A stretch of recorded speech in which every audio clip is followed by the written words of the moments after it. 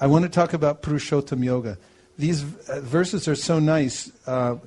This is how to divert the attention from the material world. That is that there's variety here in this material world that's attractive because variety means ananda. Ananda means variety. And the variety of the material world, as we know from practicing this month, all month long we've been practicing Purushottam Yoga. Hare Krishna. Purushottam Yoga, everyone knows now very clearly from the 15th chapter of the Bhagavad Gita, right? Because everyone here, and guess what? Everyone in Japan and China is also doing it. Because when we heard that you were all chanting every day the 15th chapter of the Bhagavad Gita, we also recommended to the devotees in Japan, and they all signed up for chanting this month, and in China also. And this chapter, Purushottam Yoga, ends with a verse in the 20th verse, and the last part of the purport, Srila Prabhupada speaks about weakness of heart. So I wanted to talk a little bit about that tonight because it's an important topic. Let's look at the last purport in the chapter, especially the second part of chapter 15.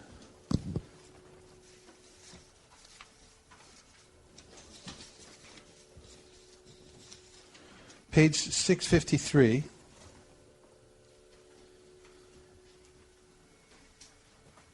Srila Prabhupada's purport. While one is performing devotional service in the association of pure devotees in full Krishna consciousness, there are certain things which require to be vanquished altogether. The most important thing one has to surmount is weakness of the heart. The first fall down is caused by the desire to lord it over material nature. Thus one gives up the transcendental loving service of the Supreme Lord. The second weakness of heart is that one increases the propensity to lord it over material nature. He becomes attached to matter and the possession of matter. The problems of material existence are due to these weaknesses of heart. In this chapter, the first 5 verses describe the process of freeing oneself from these weaknesses of heart, and the rest of the chapter, from the 6th verse through the end, discusses Purushottam Yoga. So let's talk about this. First of all, there's 2 weaknesses of heart that Srila Prabhupada is mentioning here. It's an initial attraction to matter, and then it's a progressive increasing of attachment to matter and wanting to possess it. These are described as weaknesses of heart. In the Harinam Chintamani, Thakur Haridas also speaks about weakness of heart being one of the reasons that we are unable to chant Hare Krishna properly and purely. And in this purport, Srila Prabhupada says that the first 5 verses of this chapter describe how to become free from weakness of heart. So, what about the first 5 chapters tell us how to become free from the weakness of heart? He goes right for it. Okay. So, in the 3rd verse of the 15th chapter, we hear Asanga Shastrena Dridhena Chitva. There's a description from the very beginning of this chapter of the material world. Metaphor is given of a banyan tree. It has its roots upward and its branches down. The leaves of the Vedic hymns. The leaves are what make a tree attractive. And the Vedic hymns, for most part, advertise happiness within the material world. Don't they? For the most part. Do you agree with that statement? For the most part, the Vedas describe happiness in the material world. Do you agree or disagree? Huh? You agree, then let's have Shastra Praman. Prove it from the Bhagavad Gita that for the most part, the Vedas describe happiness within the material world, or what we'll say, existence within the 3 modes of material nature. Verses in the 2nd chapter. Bring them on. Okay. 42, 43? Okay, who wants to recite them?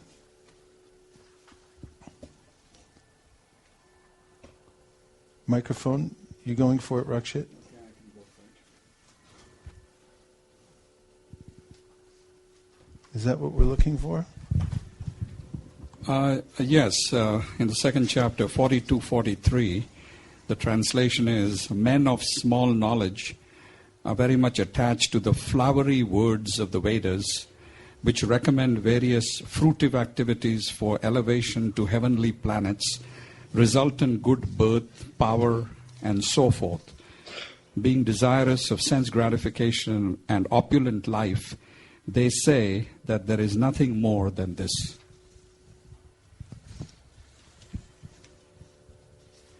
And also text 45 refers to the Vedas as well. The Vedas deal mainly with the subject of the three modes of material nature. O Arjun, become transcendental to these three modes, be free from all dualities and from all anxieties for gain and safety, and be established in the self. Thank you. That proves it. So the Vedas are mainly deal with the three modes of material nature. There are ritualistic performances in the Vedas so one can elevate oneself to the heavenly planets and enjoy. And Krishna says he's recommending to go beyond those descriptions in the Vedas of the three modes that pertain to the three modes of material nature and become situated transcendentally. And so in the first 5 verses, Krishna is describing the banyan tree of the material world. It's got roots upwards, branches down to the leaves of the Vedic hymns. It's attractive, this idea of elevation and some kind of happiness within the material world. And it's very difficult to see where we are in this tree. Narupamasyeha tato palabhyate nanto nachadirna chasam pratishta ashvatamenam suvaruda mulam asanga shastrena dritena chitva. We can't see its form because we're right in the middle of it. And an example is that of not seeing it, that when I'm born in this world, I come out and I think that I belong to a certain place. Actually, I have no idea who I am. But as Satyadeva Prabhu says, as soon as you're born, somebody comes out and slaps a name tag on you. Here's who you are. What do we call him? Let's call him this, slap. And what was he just 2 seconds before they slapped a name tag on him? You have an eternal nature and you have an eternal designation. But now you're designated. You've come out into Chennai, or you've come out into Burlingame, and now you're going to root for a certain team, and you're going to identify yourself with a certain nation and family, and the implications are endless. Actually, narupamasyeha tato palabhyate nanto nachadir. I can't see the beginning or the end. You just think, this is who I am. This is where I am. Bewildered by the three modes of material nature, this convoluted tree. So now, asanga shastrena dritena chitva. The purpose of the Vedas, actually, is to know how to cut down the tree. Sounds drastic, doesn't it? Well, that spiritual life is drastic. It's not a plaything. It means cutting down the tree. When Arjuna went into the battle of Kurukshetra, there was no playing around anymore. He had to cut his false ego out. He had to go after people he thought were his own. He had to kill them by Krishna's order. And one has to die to live.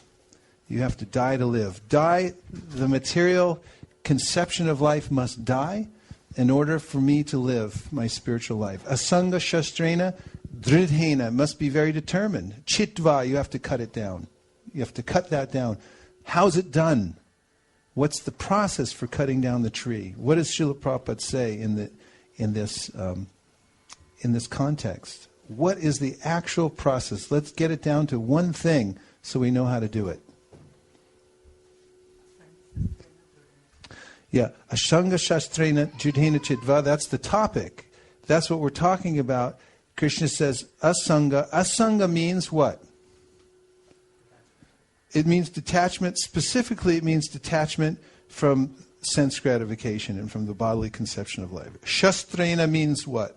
A weapon. Chitva, cutting. So, what is that weapon? How do we do it? Okay, Shraddha Devi Dasi is saying by Shastra. So there's two things. We're talking in this verse about Shastra, and then there's another word, Shastra. So Shastra means weapon, Shastra means scripture, and they do the same thing, actually. So this is what Prabhupada says within the purport. By hearing about the spiritual science in the association of devotees and discussing it, one gains knowledge. And that knowledge, Krishna describes in the 4th chapter how powerful that knowledge is. He says that it's like a fire, jnana agni, sarvakaramanam. It can burn to ashes all of the reactions of one's sinful activities. All karma becomes burned to ashes by this knowledge. And that can be gained in the association of devotees.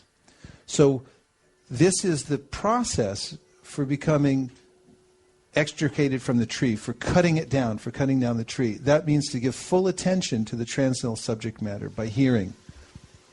Stani stita shruti gatam tanuvan manobir.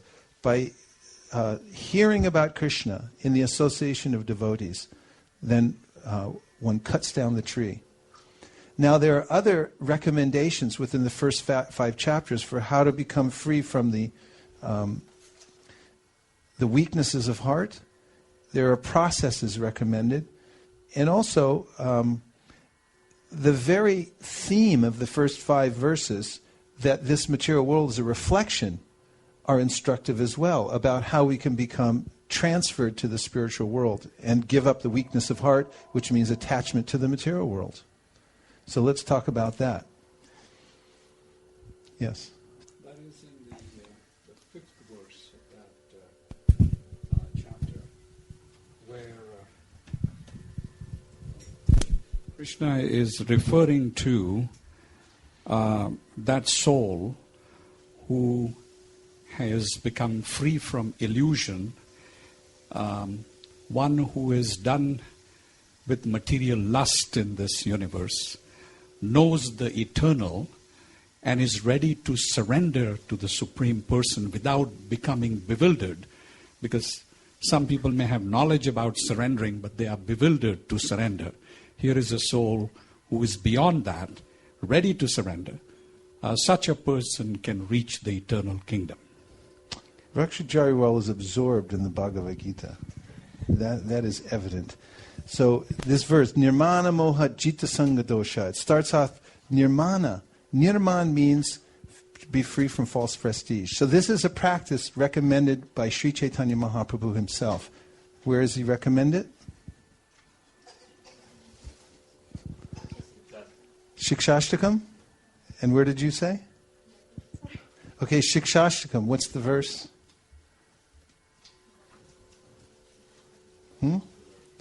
Trunad api sunichena, toror api suhishnuna, amanina manadena, kirtaniya sadahari. In speaking about this verse is mentioned in the Chaitanya Charitamrita that this is a verse we should wear around our neck as a garland as we're practicing devotional service. This will serve us perfectly if we do this.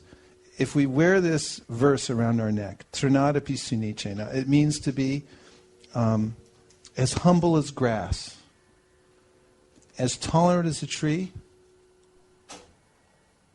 Trinadapi Sunichena, Toror Iva Suhishnuna, Amanina Manadena, and not to expect want respect from others, but to give respect to others, all respect to others without expecting anything in return. To be ready to give respect to all others without expecting anything in return. Are you ready for that? Are you ready? Ready to give respect to all others and no respect in return. Are you ready for that? You ready? So be ready. This is the preliminary practice of this Purushottam Yoga, and for extricating ourselves from the tree. It means to become free from false prestige. What does prestige mean? Let's look it up. Too bad we don't have Bhakti Jonathan here. Prestige. See where the word comes from. False prestige. And we know, huh? Yes, definitely. It's false ego. It's thinking, well, Prabhupada describes it actually in this verse. Oh my goodness, I owe $5. Not very good. I'll pay right after class. I think I need change for 100 though.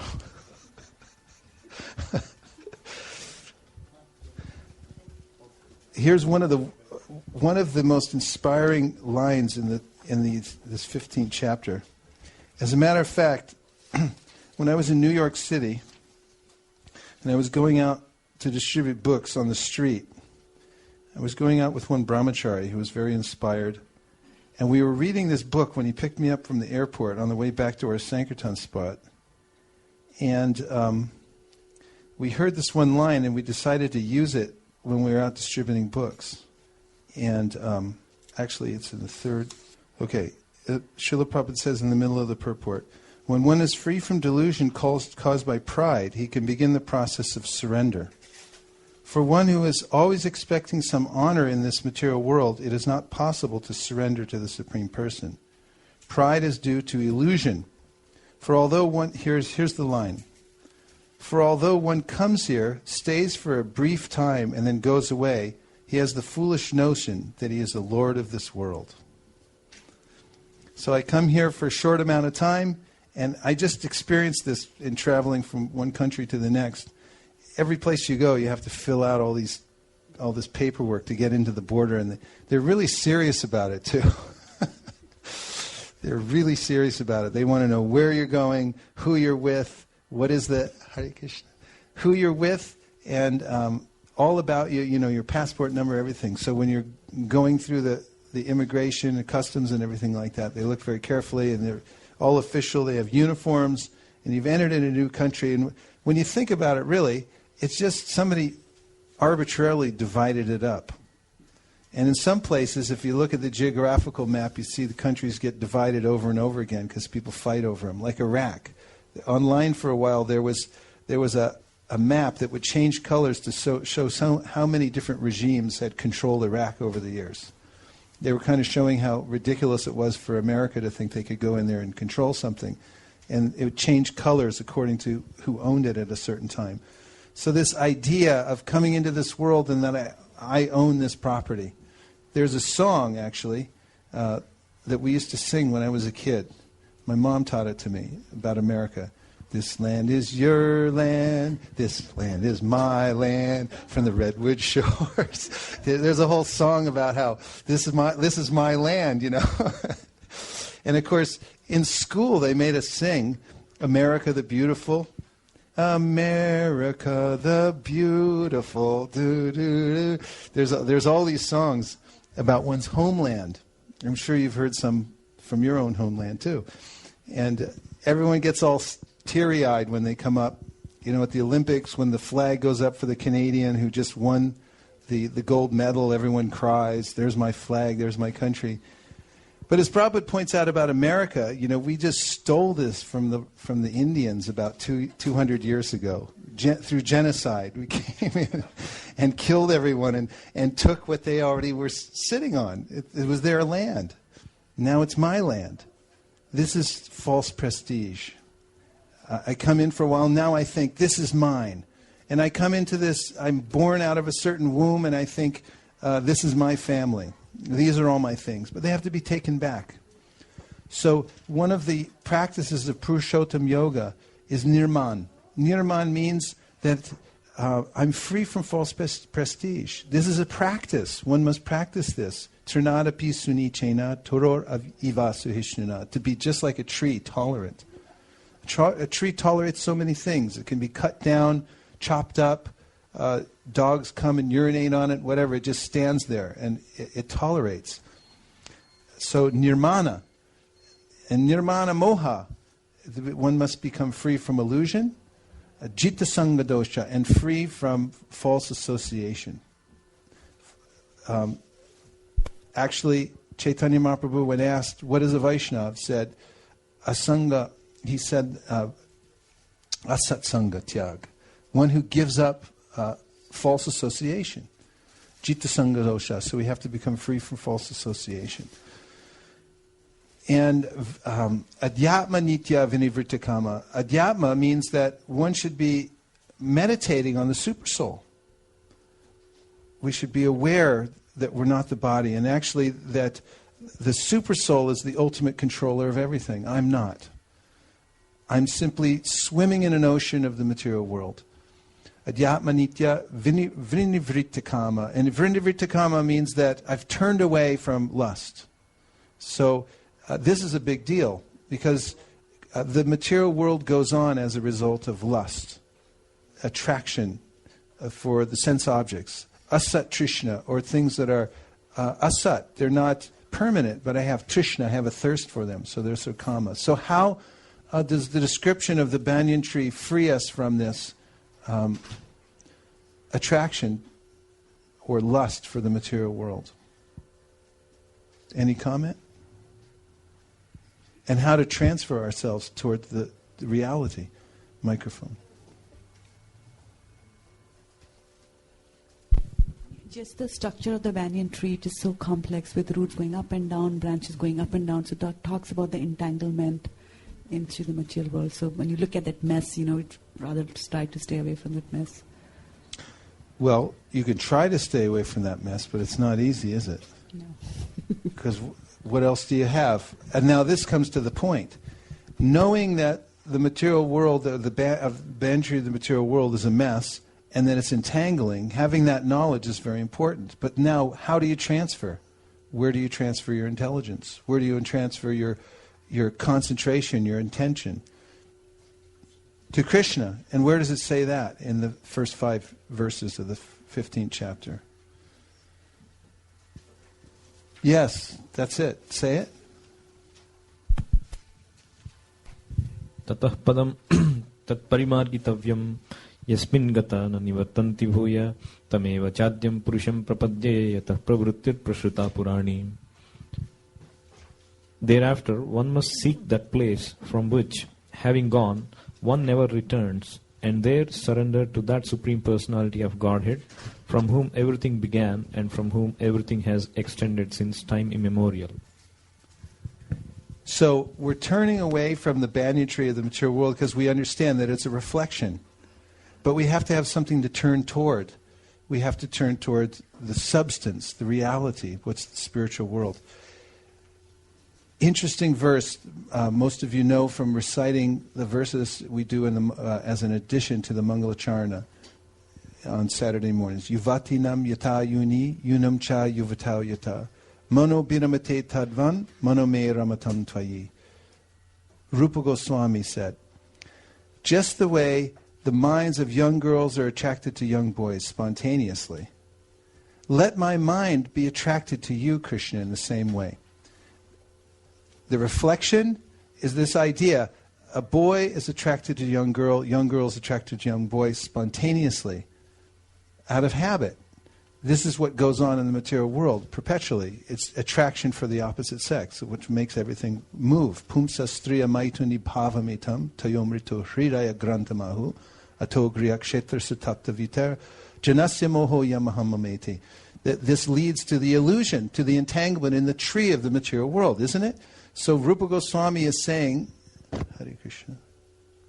Rupa Goswami is saying, let me transfer that same attraction that I have with the same spontaneous kind of attraction that I have, as young boys have for young girls have for young boys. Let me be attracted to you, to Madan Mohan. He's the one who attracts our attention, Madan Mohan. He goes on from there, actually. He says, lovers, sometimes they write each other letters. And when the letter's in the mail, one lover is thinking, when's that letter going to arrive? And when he gets the letter in his hands are shaking like this. And he can barely open the letter. And he's thinking, what's the letter going to say? And he opens the letter and he begins, oh, dear Dilip, you know.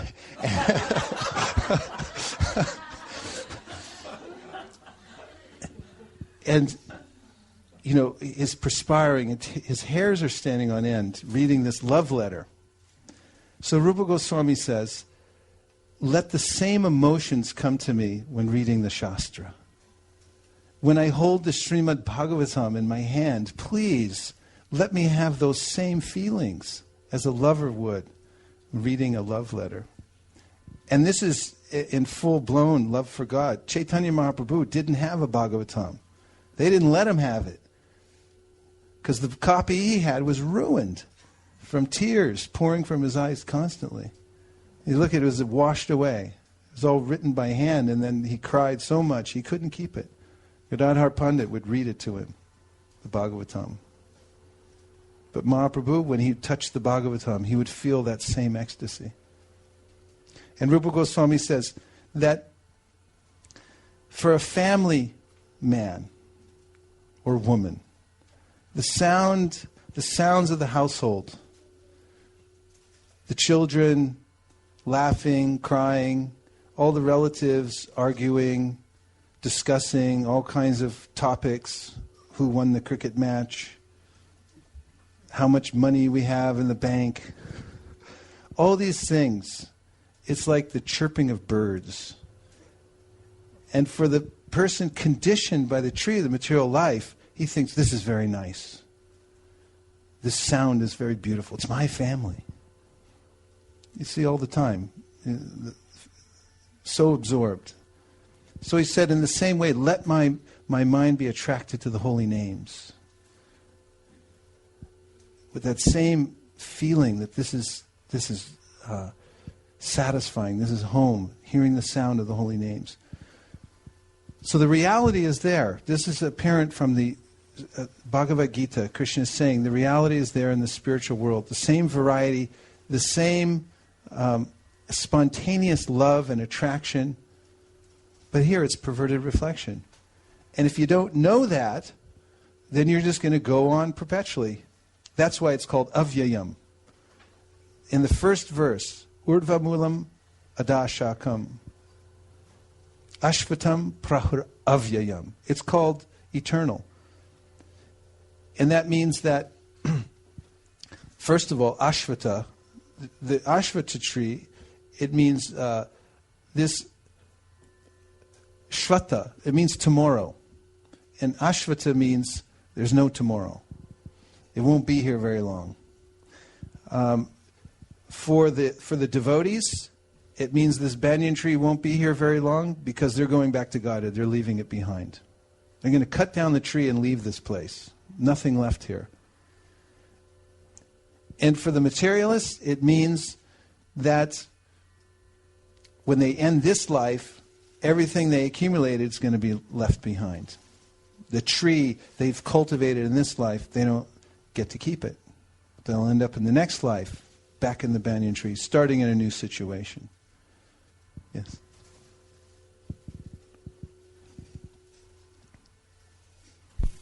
One of the questions that comes up about the banyan tree and the truth about it that is revealed is that it is just a reflection, a perverted reflection of the material world. For a materialist, how is that transference going to occur? That is, the transference from coming to this realization that it is perverted to placing the attention on Krishna.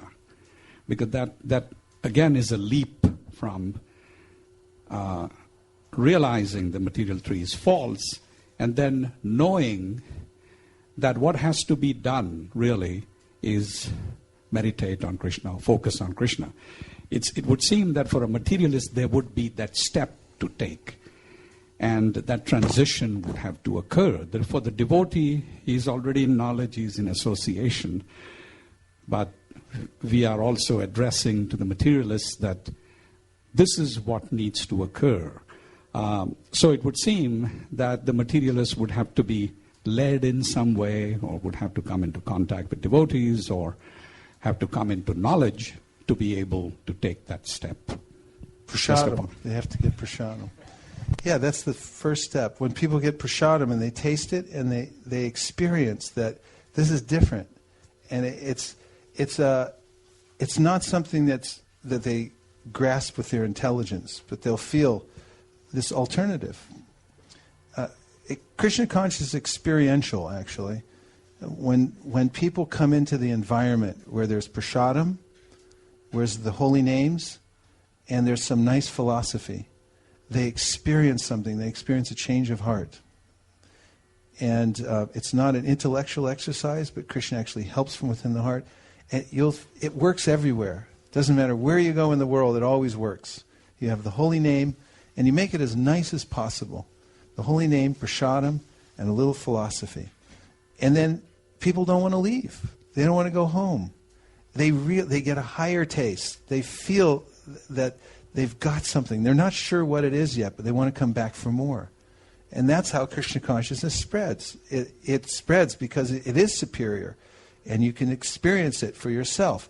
Raja Vidya Raja Guhyam Pavitram idam uktaṁ pratyaksha vagamam dharmyam susukam kartamavyam. Krishna says it's the king of education. It's the most secret of all secrets. It's the perfection of religion because it's directly perceived. One experiences it for him or herself just by being in the environment. So that's our job, actually, is to transfer people, is to create the environment. You can do it in your home, you can do it on the street, you can do it in a temple. Anywhere you go, if you create that environment, people will experience it and they'll become attracted. The only thing that will solve all problems is finding out who Isha is. Who's Isha? Everyone wants to know. And we know. We're getting it from the right source. It's coming down to us. And if you have the right source and you know that, then you can fly freely. When I was flying back to Tokyo from China, I had to stop Hong Kong and then come into Tokyo. It was very foggy at Narita Airport. And up on the movie screen that they provide so that you can watch movies during the flight, when you're landing, they show a picture of what it looks like outside and what the pilot can see too. And what the pilot could see coming into Narita Airport was nothing. Absolutely nothing. Because it was so fogged in. When you look out the window, you could see nothing except white fog. And when you look at the movie screen that shows, it has a camera shot of what the pilot sees, you could see nothing. And he's flying the plane. And he's landing the plane on a runway that's as wide as this building. As I was watching that, I was thinking, how is he doing that? And probably he's carefree also, because he has an instrument panel. And even when it's clear, really he's going by the instrument panel. He learns how to fly by learning how to use the instruments. And he knows, and he's done it enough times that every time he lands the plane, he knows if I put in the right coordinates and I'm watching the instrument panel correctly, whether he can see or he can't see, he knows the plane's going to land and everything's going to be okay. So similarly, we can't see anything either in this world. We're blind. We're flying blind. Isn't that wonderful? We don't know what's going to happen next. I used to, when I lived in the Brahmacharya ashram in St. Louis, I had a very close friend named Shankar Pandit. He's still there in the Midwest. But he had a saying that we all picked up on. He used to say all the time, I just don't know what's going to happen. And we always used to say that too. We just don't know what's going to happen. And we don't know what's going to happen. We're flying blind in this world. We don't know when we're going to die. We don't know how we're going to get our next meal. We've never starved, though, have we? All these things are going on. And now we're not flying blind because we have our instrument. We have our instrumentation, and that's the shāstra. Guru, sadhu, shastra. That's how we fly. That's how we move ahead in the world. is becoming advanced in Krishna consciousness, becoming trained in Krishna consciousness means to fly by instrumentation, not by your own sight. You learn how to take help from the shāstra and line everything up so you come in on the runway correctly and properly. So this is why we go over and over it. And actually, we're imbibing this information. We're testing it out every day in our lives. And we're readying ourselves for the final takeoff and the final landing, actually, when we have to leave this body. It's a big deal. And Prabhupada actually gives this example. He says, when you learn to fly, anybody here know how to fly? Fly a plane? Sonny, you don't fly? I'm surprised if you don't. Not yet. Okay. When you learn how to fly a plane, you go up with an instructor over and over and over again, and then finally you have to do it solo. You have to take your solo flights sometime or other. So Prabhupada compares this death, when we actually have to give up the body. We have so much association. You can have help from your spiritual master. You can help from shastras, everything else. But finally, you have to fly the plane. It's just you. And whatever you've learned, whatever you've imbibed, how to fly, how to fix your mind on Krishna. Avyakta yoga yuktena cetasa nanyagamina. So Krishna recommends, fix your mind on me. And he says, practice it. Abhyasa yoga yuktena. Practice it over and over again until you get instrument rated. That's what they call it when you know when you can fly on your own. You get certain ratings, instrument rating. And in devotional service too, the lowest stage of devotional service, Kanishta-adhikari, he's not instrument rated because he doesn't know Shastra. He knows he likes to fly, but he couldn't fly his own plane. If he comes into a situation where he has to explain the philosophy or argue a certain point, can't do it. He can't back it up with Shastra either. He doesn't know where anything is. Doesn't know where all the instrument panels is. Just know I like to fly. The middle devotee has a lot more faith in flying, but also isn't instrument rated. But topmost devotee, instrument rated. So everyone has to become topmost devotee. Become instrument rated and become comfortable with flying your own plane. Even when it's foggy, even when you can't see, you have to be able to land. And that includes practicing in all kinds of situations in this life. Means there's so many opportunities when we're tested throughout the day to be a kind friend to all living entities, to control our senses. There's 6 urges of this. There are pushings that are always going on from the senses. Vacho vegam, manasa krodha vegam, jihva vegam, udaropasta vegam, etan vegam, yo vishaheta dira. Sarvamapimam priktivimsa shishyat. And you have to practice controlling the 6 urges of the senses. When you do, you become Goswami, or a master of the senses. That's real certification, instrumentation, to become controller of the senses. So this is our rigorous practice of devotional service. It must be done every day. It must be done without fail. This is Vidhi Bhakti, means you have to do it like military, practically, in order to get quick effects. Practice it over and over again and do it in a regulated way.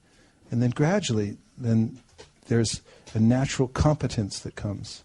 Senses become controlled automatically. Hare Krishna. Any last comments? Information? The place looks great. I could feel it.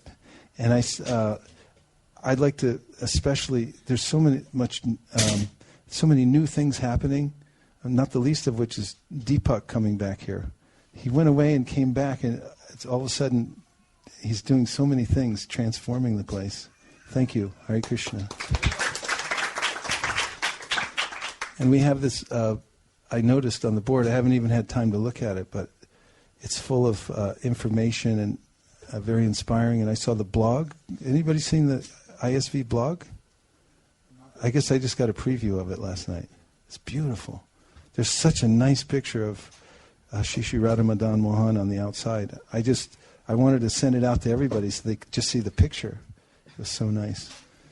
And it was a great monthly Sankirtan festival.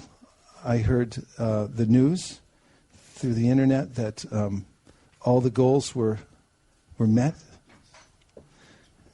So anyway, I'm so happy to be back. I'm so happy to see everybody. And I'm looking forward to the next MSF, which we officially started last night by reading the prayers for Prahlad Maharaj. Not the prayers of Prahlad Maharaj, but the whole section of the Srimad Bhagavatam. We had a 2-hour reading last night over the telephone. And we'll continue that whenever we find time. Some nights are going to be a little busy, but if you don't mind staying up till 11 or 12, we can keep the vibration going. Hansa-priya doesn't mind. And then that's for Lord Nrsingadev's appearance day coming up. And then it's sort of a warm-up. We're getting our momentum going because Bhaktivinoda Thakur's disappearance day, monthly Sankirtan festival, is coming up. And especially for that event, we've flown in Praveena's mom all the way from India. She's been specially brought in here just in time for these 2 marathons, so that we can rise up to a higher level. Welcome to ISV. Hare Krishna. Padmavati, right? Pronounce it Padmavati or Padmavati? Padmavati. Hare Krishna. We've been waiting for you for a long time, you know. We're so happy you're here. We heard you do Sankirtan also in your hometown. See? It's our secret. She's our secret weapon. Hare Krishna. So now we'll have Artik, and then after that we have Prasadam, and then we'll go on hearing and chanting Hare Krishna. Srila Prabhupada ki jai. Srimad Bhagavad-gītā ki jai. Gaur Bhaktivinoda ki jai. Go Premanande Haribo. So let's put all the books away as quickly and as efficiently as possible.